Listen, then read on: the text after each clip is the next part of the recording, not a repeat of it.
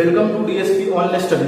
Previous video में हम लोगों ने प्रोटिस्टा जगत की विशेषता, प्रोटिस्टा जगत को जो है 5 भागों में वर्गीकरण किया था। पहला क्या था? क्राइसोफाइटा, दूसरा था डायनोफ्लेगेट्स, तीसरा था इग्लोनोइड्स, चौथा क्या था? स्लाइम मोल्ड्स, अवपंख कवक, पंचवा क्या था? तो पंचवा था प्रोटोजोआ। आइए, आज हम लोगों ने प्रीवियस वीडियो में डायनोफ्लेगेट्स और क्राइसोफाइटा के बारे में पढ़ लिया था। आइए आज के क्लास में हम लोग स्टार्ट करेंगे इग्लोनोइड्स के बारे में।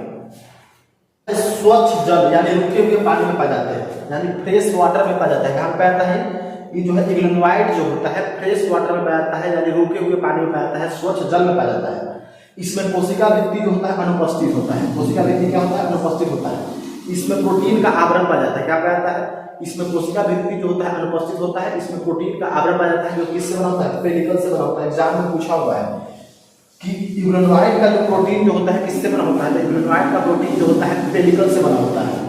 इनके पास दो का साथ होता है, दो फ्लैजेला होता है। एक छोटा होता है और दूसरा बड़ा होता है। क्या वो किसके पास फ्लैजेला होता है? इसके पास जो होता है दो फ्लैजेला होता है, एक छोटा फ्लैजेला, एक बड़ा फ्लैजेला। यह स्वपोषी और परपोषी दोनों होता है, मतलब अपना भोजन स्वयं भी बनाता है और दूसरे जानवर पर निर्भर भी रहता है। जैसे देखिए, प्रकाश यदि उपस्थित रहेगा, प्रेजेंट रहेगा तो अपना भोजन स्वयं बनाएगा। प्रकाश नहीं रहता है तो क्या करता है कि जो है छोटे छोटे जीव को, जो कीड़ा मकोड़ा है, उसको मार के खा जाता है। या प्रकाश की उपस्थिति में प्रकाश संश्लेषण करता है और प्रकाश की अनुपस्थिति में छोटे जीव को क्या करता है? खाता है। प्रकाश संश्लेषण के लिए इसमें क्लोरोफिल ए होता है। क्या पाया जाता है? क्लोरोफिल ए पाया जाता है, जो बड़े बड़े पादपों की तरह पाया जाता है। जैसे में ट्यूबुलिना, क्या है? ट्यूबुलिना इसका एग्जाम्पल है। अब इसके बाद देखिए, चौथा है अवपंख कवक। इसको इंग्लिश से बोलते हैं स्लाइम मोल्ड्स। क्या बोलते हैं? Slime moulds. अवपंख कवक को क्या बोला जाता है? तो अवपंख कवक को बोला जाता है स्लाइम मोल्ड्स। अच्छा, ये कैसा जीव होता है? तो यह मित्रजीवी और परजीवी होता है। कैसा होता है? मित्रजीवी और परजीवी। It is a saprophytic and parasitic. अच्छा, मित्रजीवी किसको बोलते हैं? तो वैसा जीव जो मरे हुए सड़े हुए चीज पर अपना भोजन बनाता है, उसको क्या बोलते हैं? मित्रजीवी।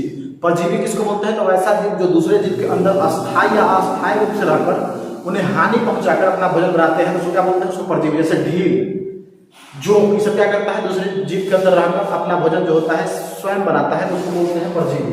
तो अवपंख कवक यानी स्लाइम मोल्ड जो होता है क्या होता है? मित्रजीवी होता है और परजीवी होता है। क्या होता है? मित्रजीवी होता है और परजीवी होता है। यह मृत पदार्थ पर क्या करता है? निर्भर करता है। जितना मरा हुआ रहता है तो उसको क्या करता है? उसी पर ही भोजन बनाता है।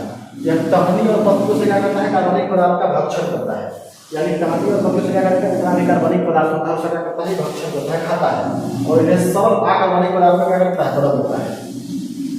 फिर इसका चौथा देखिए, अनुकूल परिस्थिति में कई फीट लंबा प्लाज्मोडियम बनाता है। अनुकूल परिस्थिति में क्या करता है? कई फीट लंबा प्लाज्मोडियम बनाता है।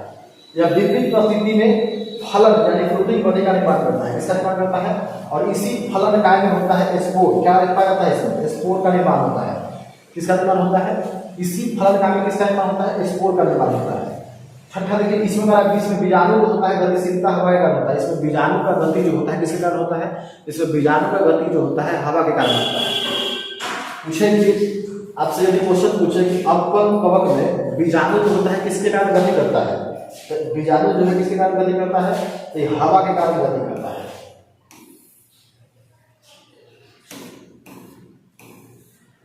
अगला है प्रोटोजोआ। क्या है? प्रोटोजोआ। प्रोटोजोआ क्या है? तो यह परभक्षी और परजीवी होता है। क्या होता है? परजीवी होता है। परजीवी किसको बोलते हैं? वैसा जीव जो दूसरे जीव के अंदर अस्थायी या अस्थायी रूप से रहकर उन्हें हानि पहुंचाकर अपना भोजन स्वयं बनाते हैं, तो उसको क्या बोलते हैं? उसको बोलते हैं परजीवी। क्या बोलते हैं? उसको बोलेंगे परजीवी। जैसे में ढील, अठई, ये सब क्या है? जोंक, ये सब क्या है? पेट में जितना कीड़ा है सब क्या है? ये सब दूसरे जीव को हानि पहुंचा रहे हैं और क्या करता है? अपना भोजन स्वयं बनाता है, तो उसी को बोलते हैं परजीवी।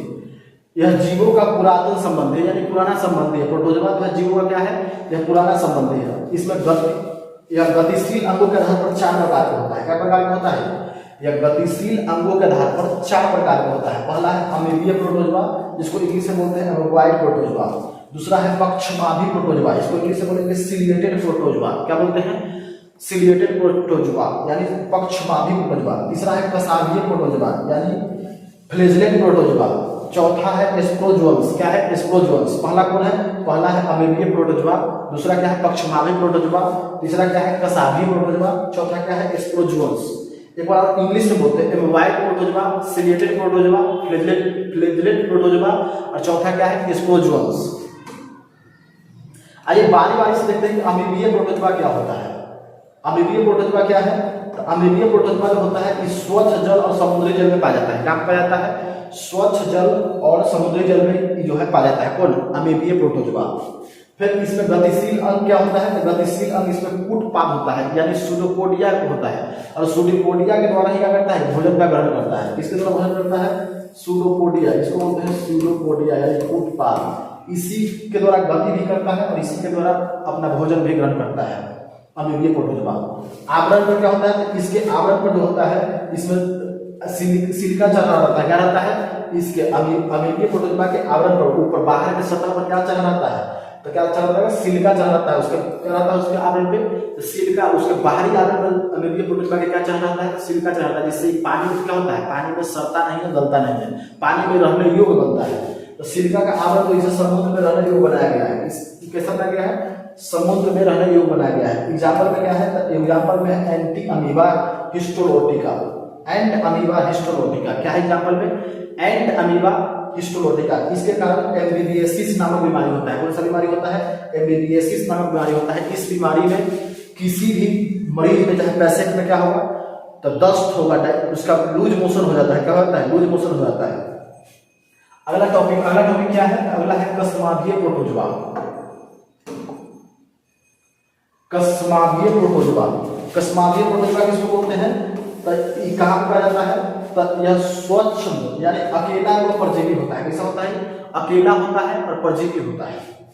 इसके शरीर में फ्लैजेला पाया जाता है। क्या पाया जाता है? कसाबी फ्लैजेलेट है तो नाम से ही स्पष्ट है कि इसमें क्या पाया जाएगा? फ्लैजेला पाया जाएगा। सिलिएटेड है तो नाम से ही स्पष्ट है कि इसमें क्या पाया जाएगा? सिलिया पाया जाएगा। इसमें क्या पाया जाता है? फ्लैजेला पाया जाता है। एग्जाम्पल में क्या है? एग्जाम्पल में है ट्रिपनोसोमा। एग्जाम्पल में क्या है? ट्रिपैनोसोमा के कारण निद्रालु रोग होता है। कौन सा बीमारी होता है? निद्रालु रोग होता है। यदि आपसे पूछा जाए कि निद्रालु रोग किसके कारण होता है, तो ट्रिपैनोसोमा के कारण एग्जाम में पूछा है कि निद्रालु रोग किसके कारण होता है, तो निद्रालु रोग जो होता है ट्रिपैनोसोमा के कारण होता है। किसके कारण होता है? ट्रिपैनोसोमा के कारण। कौन सा प्रोटोजोआ के कारण? तो फ्लैजेलेट प्रोटोजोआ के कारण। फ्लैजेलेट प्रोटोजोआ के उदाहरण है कौन? ट्रिपैनोसोमा। कौन है? ट्रिपैनोसोमा, जिसके कारण निद्रालु रोग हो जाता है, जिससे किसी भी व्यक्ति में क्या होता है? ज्यादातर नींद आने लगता है। इसके कारण तो ये जो होता है ट्रिपैनोसोमा के कारण होता है।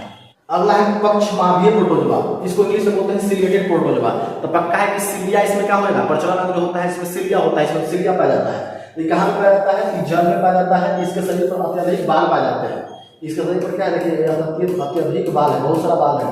इसका आकार जो होता है चप्पल की तरह होता है, सैंडल की तरह होता है। इसका आकार कैसा होता है? चप्पल की तरह होता है। गति किससे करता है? एक बाल जो है, इसी बाल को कहा जाता है सिलिया, यानी पक्षमाभी। हिंदी में बोलेंगे तो पक्षमाभी, इंग्लिश में बोलते हैं सिलिया। इसी को क्या बोलेगा? सिलिया। एग्जाम्पल में कहा जाएगा पैरामीशियम। क्या हो जाएगा? पैरामीशियम, जिसका आकार जो होता है चप्पल की तरह होता है। हम लोग क्लास 10 में पढ़े हैं कि पैरामीशियम क्या है, पैरामीशियम की क्या क्या विशेषताएं होता है। चलिए अगला टॉपिक है स्पोरोजोअन्स। तो स्पोरोजोअन्स क्या होता है? यह परजीवी होता है। परजीवी कैसे किसको बोलते हैं? तो वैसा जीव जो अपना भोजन जो होता है दूसरे जीव के अंदर स्थायी या अस्थायी रूप से रहकर और उन्हें हानि पहुंचाकर बनाता है, तो उसको क्या बोलते हैं? परजीवी बोलते हैं, पैरासाइट्स बोलते हैं। इसमें बीमारी फैलाने वाले बीजाणु अवस्थान होता है। इसके कारण स्पोरोजोअन्स के कारण बीमारी भी फैलता है। क्या फैलता है? जैसे एग्जाम्पल है प्लाज्मोडियम। प्लाज्मोडियम के कारण कौन सा बीमारी होता है? तो प्लाज्मोडियम के कारण मलेरिया नामक बीमारी होता है। कौन सा बीमारी होता है प्लाज्मोडियम के कारण? तो प्लाज्मोडियम के कारण जो होता है मलेरिया नामक बीमारी होता है।